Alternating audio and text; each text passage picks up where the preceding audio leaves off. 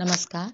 आज इस वीडियो में हम क्लास 11 की पुस्तक अंतरा भाग 2 की कविता बादल को घिरता है के बारे में पढ़ेंगे, जो नागार्जुन जी द्वारा रचित है। और यह कविता जो है, ये नागार्जुन के कविता संग्रह युगधारा से ली गई है, वहाँ से संकलित है। और यह कविता प्रकृति चित्रण करती है और ये बहुत सुंदर तरीके से कविता को यहाँ पर नागार्जुन जी द्वारा रचा गया है। इस कविता के माध्यम से उन्होंने हिमालय की पहाड़ियों, दुर्गम बर्फीली घाटियों, झीलों, झरनों तथा देवदारू के जंगलों के बीच दुर्लभ वनस्पतियों, जीव जंतुओं तथा वहां व्याप्त समस्त जीव जगत का यथार्थ चित्र हमारे सामने प्रस्तुत किया है। ऐसा लगता है कि कवि उनके बीच जिया है और जो जिया है वही कवि सत्य बनकर कविता में अभिव्यक्त हुआ है। तो यहाँ पर प्रकृति चित्रण की बात हो रही है, आप बहुत आसानी से समझ जाएंगे कविता को। तो अब हम कविता की ओर बढ़ते हैं, और कविता की ओर बढ़ने से पहले सबसे पहले मैं आपसे यही कहना चाहूंगी कि इस कविता को अच्छी तरीके से समझने के लिए वीडियो को पूरा जरूर देखें। साथ ही साथ अगर आप मेरे चैनल पर नए हैं तो चैनल को सब्सक्राइब ज़रूर करें, ताकि आगे आने वाले वीडियोस के अपडेट सबसे पहले आपको मिले।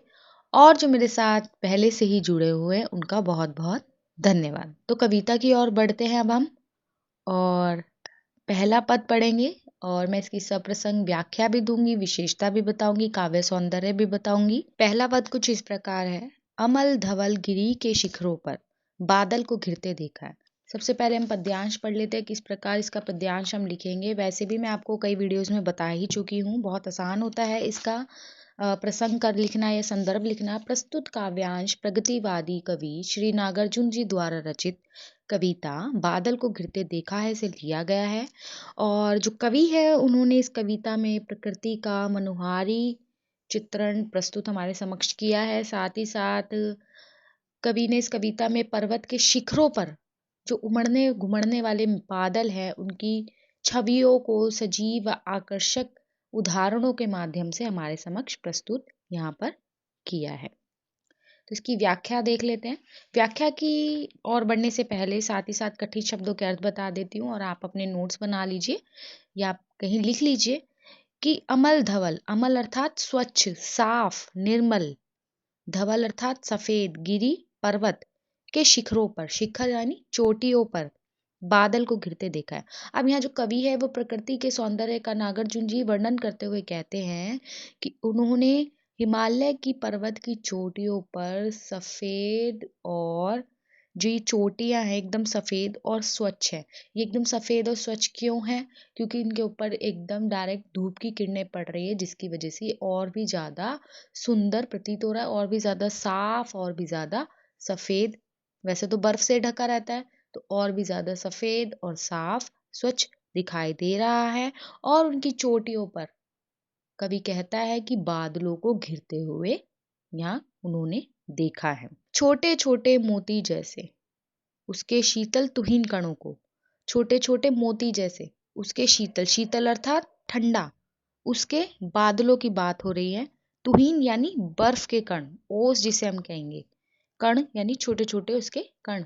तो ये जो बादल घिरे हुए हैं पर्वतों की चोटियों के ऊपर, तो ये वर्षा करने के लिए आतुर है।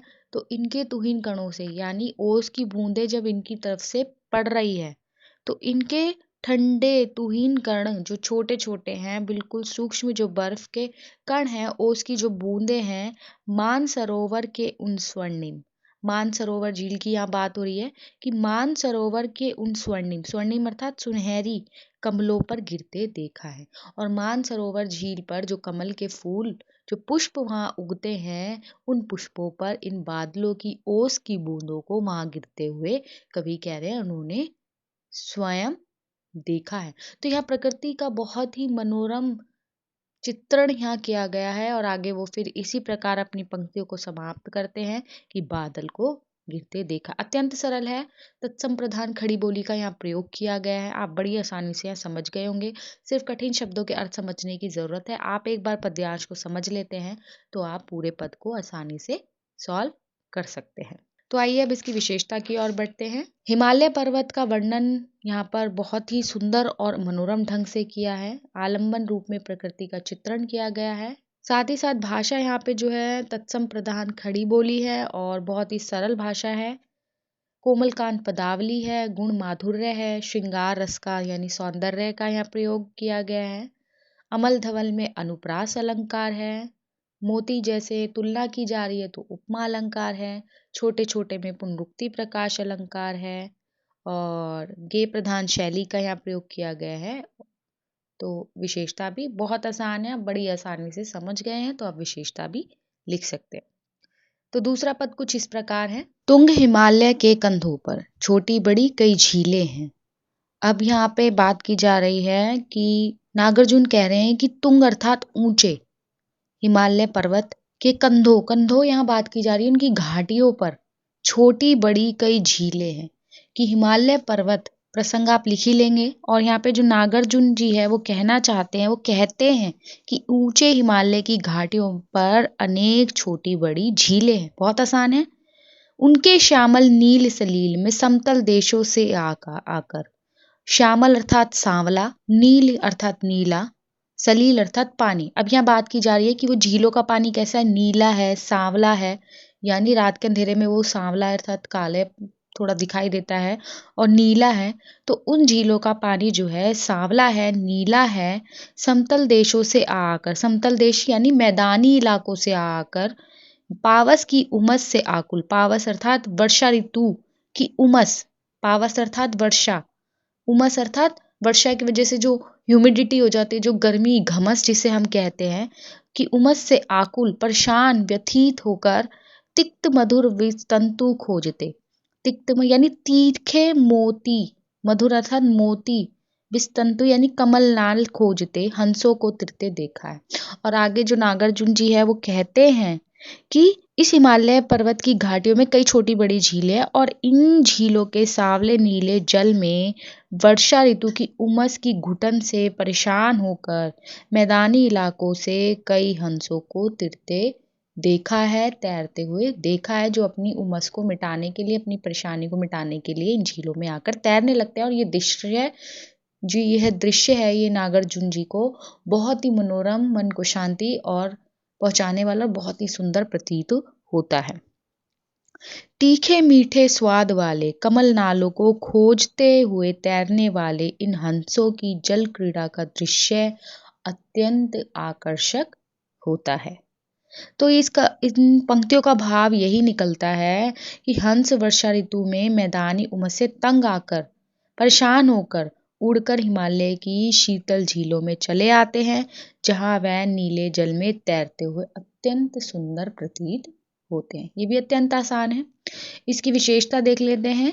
यहाँ पर जो है हिमालय पर्वत में स्थित मानसरोवर में तैरते हुए हंसों के सौंदर्य का मनोरम वर्णन किया गया है और यहाँ आलंबन रूप में प्रकृति का चित्रण किया गया है। भाषा वही सरल है और तत्सम प्रधान खड़ी बोली है, कोमलकांत पदावली है, गुण माधुर्य है, रस श्रृंगार है, अनुप्रास अलंकार है, आकर और श्यामल नील सलील में जो शैली है वो गेय पद है, दृश्य जो बिंब जो है वो दृश्यात्मक है। तो अब हम तीसरे पद की ओर बढ़ते हैं और वो भी अत्यंत सरल है। उसके कठिन शब्दों के अर्थ आप समझ लेंगे तो आप उसकी व्याख्या भी बड़ी सरलता से कर पाएंगे। तीसरा पद पढ़ने जा रही हूँ। ऋतु वसंत का सुप्रभात था, मंद मंद था अनिल बह रहा, बालारुण की मृदु किरणें थी, अगल बगल स्वर्णिम शिखर थे, एक दूसरे से विरहित हो अलग अलग रहकर ही जिनको सारी रात बितानी होती, निशा काल से चिर अभिशापित बेबस उस चकवा चकवई का बंद हुआ क्रंदर, फिर उसमें उस महान सरवर के तीरे शेवालों की हरी दरी पर प्रणय कलह छिड़ते देखा है, बादल को घिरते देखा है। अब इन पंक्तियों के माध्यम से जो नागार्जुन जी है वो जो चकवा चकवई जो पक्षी है, जो अभिशापित है, जो रात भर एक साथ नहीं रह सकते, उनको ऐसा अभिशाप है और वो सुबह के टाइम ही मिल सकते हैं, या उन्हीं के मिलन की बात हो रही है। और मिलन के अवसर को कवि ने बहुत ही सुंदर शब्दों में यहाँ वर्णित किया है। ऋतु वसंत का सुप्रभात था और वसंत ऋतु का समय था और उसकी मादकता, वसंत ऋतु की मादकता का यहाँ वर्णन किया गया है कि वो कितना खूबसूरत एक ऋतु है, कितना अच्छा वो एक ऋतु है और उसकी मादकता का वर्णन किया है कि वसंत ऋतु की सुबह थी, सुप्रभात यानी सुबह थी, मंद मंद था अनिल बह रहा, और उस वसंत ऋतु के समय पर मंद मंद धीरे धीरे अनिल अर्थात हवा चल रही थी। आसान है। बालारुण की मृदु किरणें थी। बालारुण यानी बात की जा रही है सूर्य की किरणें, अरुण यानी सूर्य और बाला यानी बालक रूप में। तो सूर्य बालक रूप में क्या कैसे होगा छात्रों?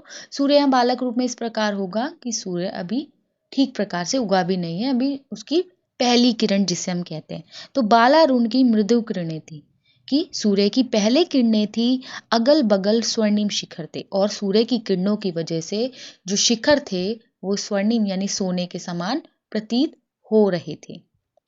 क्लियर है? ये भी बहुत आसान है। एक दूसरे से विरहित हो और एक दूसरे से अलग होकर ही, अलग अलग रहकर ही जिनको सारी रात बितानी होती। और यहाँ चकवा चकवाई की बात हो रही है कि इन दोनों को अलग रहकर ही एक दूसरे से सारी रात बितानी होती है। ऐसा क्यों? क्योंकि निशा काल से चिर अभिशापित, निशा काल यानी पुराने समय से, रात्रि के समय से इनको अभिशाप मिला हुआ है कि चिर अभिशापित, इनको काफी समय से ये अभिशाप इनको मिला हुआ है कि ये रात के समय एक दूसरे के साथ समय नहीं व्यतीत कर सकते, ये सिर्फ सुबह ही मिल सकते हैं। तो पूरी रात इन्होंने क्या किया कि बेबस उस चकवा चकवई का, बेबस यानी लाचार है, बेचारे हैं, वो नहीं मिल सकते एक दूसरे से, बंद हुआ क्रंदन, चित्कार यानी वो रात भर से एक दूसरे से मिलने के लिए चीख चिल्ला रहे हैं, चित्कार कर रहे हैं। तो अब सुबह हो चुकी है और वो मिल सकते हैं, इसलिए अब उनका जो क्रंदन है, चीखना चिल्लाना, वो बंद हो चुका है।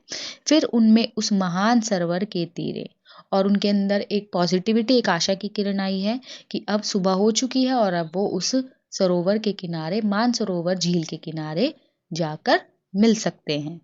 शेवालों की हरी दरी पर, शेवालों यानी या झील के अंदर जो शेवाल, जो हरे हरे पौधे, जो घास टाइप सूख जाती है जिसको हम काय भी कहते हैं, तो उन शेवालों पर, उस झील के पौधों पर, यानी वो दरी की तरह, एक गलीचे की तरह उस पर बैठ सकते हैं, उस पे प्रणय कलह छिड़ते देखा है, और किल्लोल करते हुए, उनको प्रणय कलह करते हुए या कभी देखता है, और वो जो किल्लोल वहाँ वो चकवा चकवाई कर रहे हैं कवि को, उसमें बहुत ही ज़्यादा प्रकृति के सौंदर्य की अनुभूति महसूस होती है, और उसी सौंदर्य को कवि ने यहाँ अपनी कविता बादल को गिरते देखा है में वर्णित किया है। तो ये भी बहुत आसान था। अगर आप शब्दों के अर्थ समझ जाते हैं तो आप बहुत ही सरलता से इसकी व्याख्या कर सकते हैं।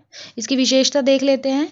यहाँ पर भी चकवा चकवई के बारे में बात की गई है, उनके अभिशाप के बारे में बताया गया है, उनके प्रणय के बारे में, उनके विरह के बारे में यहाँ बात की गई है। साथ ही साथ प्रकृति का सुंदर वर्णन किया गया है, और मंद मंद में तथा अलग अलग में पुनरुक्ति प्रकाश अलंकार है, और अगल बगल चकवा चकवई और हरी दरी पर अनुप्रास अलंकार है। गेय प्रधान शैली का प्रयोग है, भाषा सरल है, गुण माधुर्य है, कोमलकांत पदावली है, श्रृंगार रस है, और बिंब जो है दृश्य है। तो अब हम चौथे पद की ओर बढ़ते हैं। चौथा पद कुछ इस प्रकार है। दुर्गम बर्फानी घाटी में, दुर्गम अर्थात ऐसा रास्ता जहाँ जाना कठिन हो, बर्फानी यानी बर्फ से ढकी हुई घाटियों में, और ऐसी घाटियाँ जहाँ जाना बहुत कठिन है और जो बर्फ से ढकी हुई है।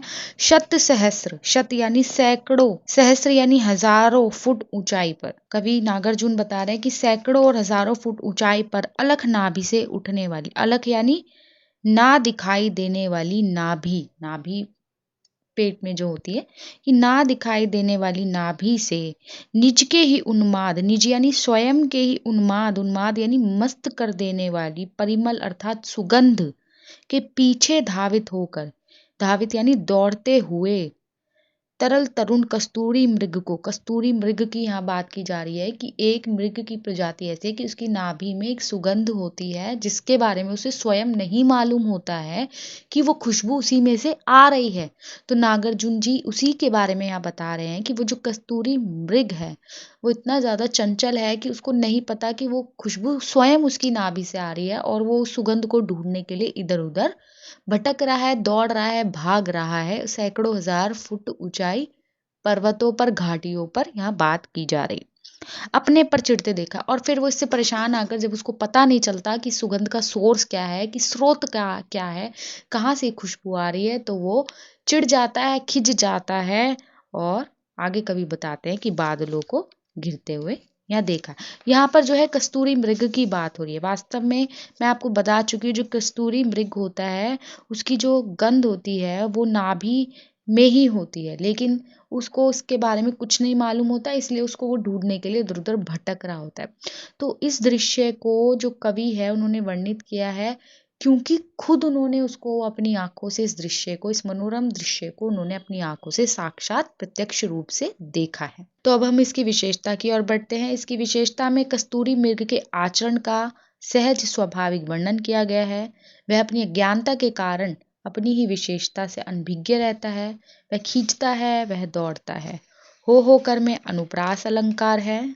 साथ ही साथ आलंबन रूप में प्रकृति का चित्रण किया गया है। भाषा सरल, तत्सम प्रधान खड़ी बोली है, कोमलकांत पदावली है, गुण माधुर्य है, रस श्रृंगार है, शैली गे है, बिंब दृश्य है। तो चलिए अब हम पांचवें पद की ओर बढ़ते हैं। पांचवा पद पढ़ रही हूँ। कहाँ गया धनपति कुबेर वह, कहाँ गई उसकी वह अलका। अब यहाँ पे मैं सबसे पहले आपको बता दूं कि पर्वत शिखरों पर जो छाई मेघ भाला है ना, कवि के हृदय में कालिदास द्वारा रचित, यानी जो पर्वत के इस पद के माध्यम से जो पर्वतों के आसपास जो मेघों की मेघ एकत्रित हो गए, उनकी जो माला बन चुकी है, तो इसको देखकर कवि के हृदय में कालिदास द्वारा रचित विरह काव्य मेघदूत का स्मरण हो आता है। कवि पर्वतीय प्रदेश में मेघदूत के पात्रों एवं स्थानों को खोजने का प्रयास करता है। यानी कालिदास जी द्वारा जो मेघदूत था, उसके जो कैरेक्टर्स हैं, उसके जो पात्र थे, कुबेर जिस जो यक्षों का राजा था, और तो जो कुबेर है यक्षों का राजा, धन का स्वामी, वो एक पात्र था। साथ ही साथ मेघदूत, मेघदूत भी एक पात्र था, वो एक दूत था। यक्ष थे, उनकी जो यक्षिणी थी वो कहीं चली गई थी, तो दूत बनाकर उन्होंने मेघ को भेजा था, तो इसीलिए इस पाठ का नाम, इस कविता का नाम जो कालिदास द्वारा रचित थी उसका नाम मेघदूत था। तो यहाँ पे जो कवि है नागार्जुन जी, वह निराशा के स्वर में यही कहते कि ना जाने ये सारे जो कालिदास के मेघदूत के पात्र ही कहाँ चले गए, जो उन्होंने कहा था मेघदूत है, कुबेर है, आकाश गंगा, ये सब कहाँ है। तो वो प्रश्न पूछते हैं और निराशा और हताशा के स्वर में कहते हैं कि कहाँ गया धनपति कुबेर वह, कहाँ गई उसकी वह अलका। अलका उसकी बात की जा रही, कुबेर की वैभवशाली नगरी की, कि कहाँ है वो धनपति कुबेर, कहाँ है उसकी वो वैभवशाली नगरी। नहीं ठिकाना कालिदास के व्योम प्रवाही गंगा जल का। और आगे चल के नागार्जुन जी कहते हैं, जो कालिदास जी ने अपनी रचना में व्योम प्रवाही गंगा जल, यानी आकाश में बहने वाली जो आकाश गंगा का उन्होंने वर्णन किया था, उन्होंने नागार्जुन जी ने बहुत ढूंढा, ढूंढा बहुत, परंतु लगा क्या, मेघदूत का पता कहीं वही। और आगे वो कह रहे हैं, ना ही मुझे वो कुबेर मिला, ना ही मुझे वो मेघदूत मिला, ना ही मुझे उसकी वो नगरी मिली, ना ही मुझे वो आकाश गंगा मिली। मैंने सब जगह उनको ढूंढा, पर मुझे वो पात्र कहीं भी नजर नहीं आए। कौन बताए वह छायामय बरस पड़ा होगा न यहीं पर। और आगे चल के बात की जा रही है कि कौन बताएगा कि जो मेघ यक्ष का दूध बनकर अलकापुरी भेजा गया था, वह मेघदूत भी न जाने कहाँ गया, संभवतः वह इसी पर्वत पर बरस पड़ा होगा। ठीक है, ये सारी कवि की जो है कल्पना है, और वो कालिदास जी के जो पात्र हैं उनको भी कल्पना बता रहे हैं। जाने दो वह कवि कल्पित था, जाने दो। और आगे चल के नागार्जुन जी कह रहे चलो ये सारी बातें छोड़ो, इस बात को जाने दो, वह कवि कल्पित था। और ये जो कवि था, उसके जो पात्र थे, ये सारे कल्पना पूर्ण थे, ये असली नहीं थे। कि मेघदूत की चर्चा को जाने दो, बादलों ने प्रेम संदेश दिया हो या ना दिया हो, शायद वह कालिदास की कल्पना में ही उपजा था, और वो उनकी कल्पनापूर्ण रचना है। आगे नागार्जुन जी कहते हैं, मैंने तो भीषण जाड़ों में, और मैंने तो कड़कड़ाती ठंड में, नभचुंबी कैलाश शीर्ष पर, नभचुंबी यानी आकाश को चूमने वाले कैलाश पर्वत के शीर्ष पर महामेघ को झंझा नील से, और जो मेघों का मेघ है तूफानी हवा में गरज गरज भिड़ते देखा है। और उसको भी भीषण सर्दी में गगनचुंबी कैलाश पर्वत पर मेघ खंडों को तूफानों से टकराते हुए देखा है। मैंने पर्वतीय प्रदेश में घिरने वाली सघन मेघमाला को गहराते हुए स्वयं देखा है। क्लियर है? यह कविता, यह पद भी बहुत आसान है। पहले वो कालिदास के सारे पात्रों की चर्चा करते हैं, उसके बाद वो उस बात को जाने देते हैं और मेघ के बारे में वो खुद ही एक्सप्लेन कर देते हैं। यहाँ पर जो विशेष देखेंगे उसमें कालिदास द्वारा रचित मेघदूत में धनपति कुबेर ने यक्ष को 1 वर्ष का निर्वासन दंड दिया था। इस निर्वासन अवधि में यक्ष ने मेघ को दूत बनाकर अपनी प्रिया के पास संदेश भिजवाया था। कवि ने पौराणिक घटना का उल्लेख यहाँ पर किया है। महामेघ और झंझाझील का बिंब जो है प्रभावशाली बन पड़ा है। कवि कल्पित में अनुप्रास अलंकार है। तत्सम प्रधान भाषा का प्रयोग किया गया है। कोमल कांत पदावली है, गुण माधुर्य है, रस श्रृंगार है, साथ ही साथ गेय पद शैली है और जो बिंब है यहाँ दृश्य है। आगे अंतिम पद की ओर बढ़ते हैं और अंतिम पद कुछ इस प्रकार है। छठा पद कुछ इस प्रकार है कि शत शत थोड़ा सा लंबा है। आप इनके अर्थों को, कठिन शब्दों के अर्थों को समझ जाएंगे तो अत्यंत सरलता से आप इसकी व्याख्या कर पाएंगे। ध्यान से सुनिएगा और प्रत्येक शब्द का अर्थ जैसे भी आप समझना चाहे लिख कर या जैसे भी आप ध्यान दीजिएगा। शत शत यानी सैकड़ों सैकड़ों, निर्झर निर्झणी कल, कल अर्थात ध्वनि, निर्झर निर्झणी यानी छोटे बड़े झरने, कि सैकड़ों छोटे बड़े झरनों की आवाज मुखरित देवदारू कानन में। कानन यहाँ कान नहीं है, कानन यहाँ जंगल है। देवदारू वृक्षों की यहाँ बात हो रही है। मुखरित यानी कि सैकड़ों छोटे बड़े झरनों की जो आवाज होती है वो देवदारू के जंगलों में सुनाई पड़ती है। सरल है। हम पूरा इकट्ठा नहीं समझेंगे, हम एक एक दो दो लाइनों के अर्थ को समझेंगे तो हम अत्यंत सरलता से समझ जाएंगे। शोणित धवल भोजपत्रों से छाई हुई कुटी के भीतर। शोणित अर्थात लाल, धवल अर्थात श्वेत, भोजपत्रों से कि लाल सफेद भोजपत्रों से छाई हुई कुटी के भीतर यानी कुटिया के भीतर जो लाल और सफेद रंग के जो भोजपत्र है वो कुटिया के भीतर से छाए हुए हैं, उनसे उस कुटिया को सजाया हुआ है। रंग बिरंगे यानी कलरफुल और खुशबूदार सुगंधित फूलों से, कि रंग बिरंगे और खुशबूदार फूलों से कुंतल को साजे और बालों को सजा रखा है। किसने? अभी अब आगे पढ़ेंगे तो हमें समझ आएगा यहाँ किसकी बात हो रही है। कि रंग बिरंगे की यहाँ बात हो रही है कि जो देवदारू के वृक्ष है उनके नीचे जो कुटिया है वहां पर सफेद और लाल रंग के भोजपत्रों से वो कुटिया के अंदर सजा रखा है। साथ ही साथ रंग बिरंगे और सुगंधित फूलों से बालों को भी सजाया हुआ है। साजे अर्थात सजाना। आगे नागार्जुन फिर कहते हैं कि इंद्रनील की माला डाली। इंद्रनील यानी गले में उन्होंने नील मणि की यानी नीली मणि की माला को डाला हुआ है शंख सरीखे सुघड़ गलों में, और शंख की भी माला उन्होंने अपने सुंदर गलों में धारण की हुई है। कानों में कुवलय लटकाए, और कानों में कुवलय अर्थात नील कमल, नीले रंग के कमल को लटका उन्होंने रखा है यानी टॉप्स की तरह, इयररिंग्स की तरह। शतदल लाल कमल श्रेणी में, शतदल लाल कमल श्रेणी में यानी यहाँ शतदल कमल की बात हो रही है। शतदल लाल कमल श्रेणी में, और यहाँ बात हो रही है शतदल अर्थात कमल की सैकड़ों कमल अपनी चोटी में उन्होंने सजा रखे, कि कई फूल कमल के उन्होंने अपनी चोटी में सजाए हुए हैं। रजत रचित मणि खचित कलामय, पान पात्र द्राक्षा सब पूरित, रखे सामने अपने अपने लोहित चंदन की त्रिपदी पर। लोहित यानी लाल रंग की, चंदन की त्रिपदी यानी 3 पायों वाली, जिसे हम स्टूल भी कहेंगे, कि 3 पायों वाली स्टूल पर लाल रंग की जो चंदन से बनी हुई है। रजत यानी चांदी से निर्मित, मणि खचित और मणि से जड़ित, कलामय यानी कलाम का सुंदर अनूठा उदाहरण है। पान पात्र, पान यानी जो शराब का बर्तन है। द्राक्षा सब यानी अंगूरी शराब जो है पूरी तरीके से उन चांदी से निर्मित मणि से जड़ित बर्तनों में पूरी तरीके से भरी हुई है, और वो बर्तन किस पे रखा है? उस चंदन की स्टूल पर राखे सामने अपने अपने, और सबने अपने अपने सामने उस बर्तन को, उस ग्लास को, शराब का अपने अपने समक्ष, अपने अपने सामने सबने रख रखा है। आगे वो किस पर बैठे हुए हैं इसकी बात की जा रही है। नरम निदाग बाल कस्तूरी, मृगछालों पर पालती मारे। नरम यानी सॉफ्ट, मृगदाल यानी निदाग जिसमें कोई दाग ना हो, बाल कस्तूरी यानी छोटे हिरणों की छाल से, जो छोटे कस्तूरी हिरण है उनकी खालों की छाल पर वे पालती मारकर बैठे हुए हैं। मदिरारूण आंखों वाले, मदिरारूण यानी मदिरा के कारण, मदिरा सेवन करने के कारण उनकी आंखें जो है लाल हो गई है। उन्मद यानी मस्त होकर किन्नर किन्नरियों, अब ये अभी तक जो बात हो रही थी वो कौन लोग हैं, वो किन्नर किन्नरियां हैं।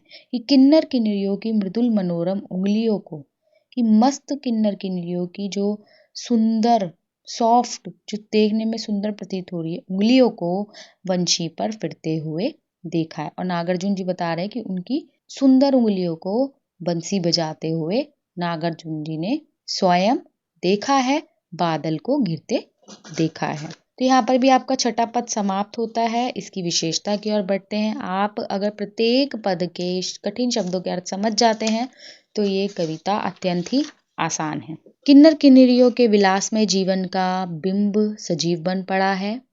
उनके रहन सहन, श्रृंगार एवं मौज मस्ती के रूप का सुंदर एवं सजीव चित्रण हुआ है। चित्रण में कलात्मकता एवं सजीवता है। शत शत अपने अपने में पुनरुक्ति प्रकाश अलंकार है। निर्झर निर्झरणी शंख सरीखे नरम निगाह में अनुप्रास अलंकार की छटा है। शंख सरीखे सुघड़ गलों में उपमा अलंकार है। भाषा संस्कृतनिष्ठ एवं सरल है। तो यहाँ हमारी कविता जो है बादलों को घिरते देखा है के सारे पद समाप्त होते हैं। जो इस कविता के 6 पद है, 6 पद मैंने आपको समझा दिए हैं। आशा करती हूँ आपको बहुत अच्छे से समझ आए होंगे। चलिए अब हम बिना किसी देरी के इस कविता के जो प्रश्न उत्तर है उन पर कुछ चर्चा कर लेते हैं। और आपके जो डाउट्स हैं प्रश्न उत्तरों को लेके, कई बार क्या होता है हम कविता को समझ लेते हैं लेकिन जब प्रश्न उत्तर को अटेम्प्ट करने की बारी होती है प्रश्नों को, तो हम कई बार बहुत कंफ्यूज हो जाते हैं। हमारे माइंड में 2 या 3 आंसर घूम रहे होते हैं बट हम समझ नहीं पाते उसका सही आंसर, सही उत्तर क्या है। तो अब हम बिना किसी देरी के प्रश्न उत्तरों पर चर्चा करते हैं। पहला प्रश्न है कि इस कविता में बादलों के सौंदर्य चित्रण के अतिरिक्त और किन दृश्यों का चित्रण किया गया है। यानी इस कविता में जो बादलों के चित्र हैं वो तो दिखाए गए हैं, प्रकृति में बादलों को तो दिखाया गया है और कविता का नाम ही है बादलों को घिरते देखा है। लेकिन बादलों के अलावा यहाँ कवि नागार्जुन ने और किन प्राकृतिक चित्रों का दृश्य जो सौंदर्य है उनको यहाँ पर निरूपित किया, उनको यहाँ दिखाया है। इसमें है ओस के जो कण हैं उनका वर्णन यहाँ पे किया गया है कि वो कमल पे गिरते हैं तो वो कितना सुंदर प्रतीत होता है। एक तो कवि ने यहाँ संपूर्ण प्रकृति को बहुत सुंदर तरीके से प्रस्तुत हमारे सामने किया। साथ ही साथ हंसों के झील में तैरने का दृश्य चित्र हमारे साथ उन्होंने बताया है हमें। चकवा चकवई के प्रणय कलह का दृश्य चित्र यहाँ खींचा है। कस्तूरी मृग के दौड़ने का दृश्य चित्र, किन्नर किन्नरियों का दृश्य चित्र कि वो किस तरीके से प्रणय कलह करते हैं। तो इन सभी प्राकृतिक दृश्यों को बहुत ही मार्मिक और सुंदर तरीके से नागार्जुन जी ने हमारे समक्ष प्रस्तुत किया है। आप जानते हैं आंसर कैसे लिखना होता है, मैं तो सिर्फ एक डिस्कशन के तौर पे आपसे डिस्कस कर रही हूँ कि आपको आंसर याद रहे। ज़्यादा से ज़्यादा आप इसको पॉइंट्स में भी लिख सकते हैं कि इस कविता में निम्न दृश्य चित्रों का सजीव चित्रण किया गया। आप पॉइंट्स में भी लिख सकते हैं, आप पैराग्राफ में भी लिख सकते हैं, आपके ऊपर है। आपको आंसर क्लियर होना चाहिए कि इसका आंसर क्या है। दूसरे प्रश्न की ओर बढ़ते हैं। दूसरा प्रश्न है प्रणय कलह से कवि का क्या तात्पर्य है। तो यहाँ पे प्रणय कलह जो है उसको तो हम आंसर के तौर पे ऐसे लिखेंगे कि प्रणय कलह से तात्पर्य है प्रेम भरी तकरार। कि यहाँ जो प्रेम भरी कि एक हस्बैंड वाइफ में लड़ाई झगड़ा हो गया, वो एक दूसरे से प्रेम भी करते हैं लेकिन गुस्सा भी है एक दूसरे से, तो उस प्रेम भरी तकरार को यहाँ पर दिखाया गया है। इसमें प्रेम की मिठास शामिल होती है, यानी इस लड़ाई में प्रेम भी छुपा होता है। हम लड़ते उसी से हैं जिससे हम प्रेम करते हैं। तो यह प्रेमी प्रेमिका की प्यार भरी छेड़छाड़ होती है। चकवा चकवई के संदर्भ में कवि ने इसका उल्लेख यहाँ पर किया है। तीसरा प्रश्न है कस्तूरी मृग के अपने पर ही चढ़ने का क्या तात्पर्य है। मृग का मतलब सभी जानते हैं, हिरण की बात हो रही है। कस्तूरी यहाँ पे कस्तूरी प्रजाति है हिरण की, उसके बारे में यहाँ बात की जा रही है। जो कस्तूरी हिरण है उसकी नाभि में कस्तूरी बसी होती है, एक खुशबू बसी होती है, उसकी सुगंध उसे मस्त करती रहती है। यानी वो उसकी सुगंध पर ही रीझता रहता है, खुश होता रहता है, उसको वो बहुत अच्छी लगती है। लेकिन जो हिरन है वो इतना भोला है, वो इस सत्य से अपरिचित होता है कि उसको यही नहीं पता कि ये जो सुगंध है उसकी नाभि से ही आ रही है। वह उसे ढूंढने के लिए इधर उधर दौड़ता फिरता है पर उसे ढूंढ नहीं पाता, जिस वजह से उसको खीज होती है, अपने पे गुस्सा आता है कि खुशबू कहाँ से आ रही है। और वो कई बार हमारे साथ भी होता है कि हमें पता नहीं चल पाती कोई चीज़ कि वो उसका स्रोत क्या है, कहाँ से वो हो रही है। तो इसी प्रकार उसको भी गुस्सा आता है और कस्तूरी को कहीं भी ना पाकर वो चिढ़-सा जाता है। बादलों का वर्णन करते हुए कवि को कालिदास की याद क्यों आ जाती है? तो यहाँ पे बात की जा रही है कि जो कालिदास जी, मैंने आपको एक्सप्लेनेशन में भी बताया कि कालिदास जी ने एक रचना की थी जिसका नाम था मेघदूत। तो उसी के बारे में बात कर रहे हैं कि क्यों उनको याद आए थे, कि बादलों का वर्णन करते हुए कालिदास की याद कवि को इसलिए आती है कि कालिदास द्वारा रचित मेघदूत में धनपति कुबेर ने यक्ष को 1 वर्ष का जो निर्वासन दंड दिया था, उस अवधि में यक्ष ने बादल को दूत बनाकर अपनी प्रिया के पास संदेश भेजा था। कवि ने उन स्थानों को खोजने का प्रयास किया जिन जिन स्थानों का उस रचना में वर्णन है, यानी जिनका उल्लेख मेघदूत में है, पर वह जगह जो है नागार्जुन जी को कहीं नहीं मिली और ना आकाश गंगा मिली, ना वह मेघ मिला। इसी कारण कवि को उसकी याद आ जाती है। अगला प्रश्न है, कवि ने महामेघ को झंझा नील से गरज गरज भिड़ते देखा है, क्यों कहा है? देखिए, सारे जो प्रश्न हैं वो सारे के सारे प्रश्न आपके पद से ही हैं। अगर आपने पदों को अच्छी तरीके से समझ लिया है तो आपको कहीं से भी कोई भी प्रश्न आ जाए, आप अटेम्प्ट कर सकते हैं। कोई भी चीज़ आउट ऑफ द सिलेबस नहीं होती है। ज़्यादातर वैल्यू बेस्ड क्वेश्चंस पूछकर, मूल्य परक प्रश्न पूछकर आपकी जो तार्किक क्षमता है उसको बढ़ाने की कोशिश की जाती है, उसको परखने की कोशिश की जाती है। तो यहाँ पर भी पद से ही एक प्रश्न है और इसका आंसर इस प्रकार लिखेंगे, कवि ने पर्वत प्रदेश में भीषण सर्दी के दौरान गगनचुंबी कैलाश शिखर पर मेघखंडों को तूफानों से टकराते हुए देखा है। पर्वतीय प्रदेश में सघन मेघमाला जहाँ वहां आने वाली तेज हवाओं से टकराती रहती है तथा इसके कारण गर्जना भी होती है। ऐसा लगता है कि दोनों में भयंकर टक्कर हो रही है। अगला प्रश्न है, बादल को गिरते देखा है पंक्ति को बार बार दोहराए जाने से कविता में क्या सौंदर्य आता है? अब ये वैल्यू बेस्ड क्वेश्चन है क्योंकि ये आपको अपने विचार यहाँ पर व्यक्त करने, अपने आप लिखना है कि अपने शब्दों में बताइए। तो इसका आंसर कुछ इस प्रकार लिखेंगे कि ये कविता की टेक है, ये पंक्तियां यानी इसका बेस है। इसकी वजह से जो पंक्तियों की अंतिम है, जो अंत है वो किया जा रहा है। जैसे गाने आप लोग सुनते हैं तो गानों में राइमिंग बना दी जाती है कुछ भी डाल के, तो वो टेक हो जाती है। तो इसी प्रकार बादल को गिरते देखा है भी इस पंक्ति का बेस है, टेक है। और टेक को कविता में हर अंतरा के बाद दोहराया जाता है। इससे कविता का मूल भाव जो है बार बार सामने आता रहता है, यानी हम भूले ना कि टॉपिक क्या है और कविता का प्रभाव बना रहता है। इससे काव्य सौंदर्य में वृद्धि होती है। अगला प्रश्न है, निम्नलिखित का आशय स्पष्ट कीजिए। आशय आप सभी जानते हैं, मैं सभी पदों की व्याख्या कर चुकी हूँ। आप अगर इन पदों की पंक्तियों को समझ लेते हैं तो आप इनकी व्याख्या, इनका आशय स्पष्ट, इनकी संदर्भ सहित व्याख्या, इनकी विशेषता, आप सब कुछ बता सकते हैं। तो 7वां और 8वां प्रश्न इन्हीं व्याख्याओं पर, इन्हीं आशयों पर आधारित है। आशा बहुत सरलता से इनका आंसर ढूंढ लेंगे, समझ लेंगे, स्वयं से कर लेंगे। उसके बाद भी अगर आपको इनको समझने में, करने में, या जो आपको पद समझाए गए हैं उनसे संबंधित किसी भी प्रकार की कोई दिक्कत या परेशानी हो तो आप कमेंट बॉक्स में जाके कमेंट ज़रूर करें। मैं आपके कमेंट का रिप्लाई ज़रूर करूँगी। और अगर आपने अभी तक मेरे चैनल को सब्सक्राइब नहीं किया है तो जल्द से जल्द सब्सक्राइब कर लीजिए ताकि मेरे आगे आने वाले वीडियोस के अपडेट्स सबसे पहले आपको मिले। धन्यवाद।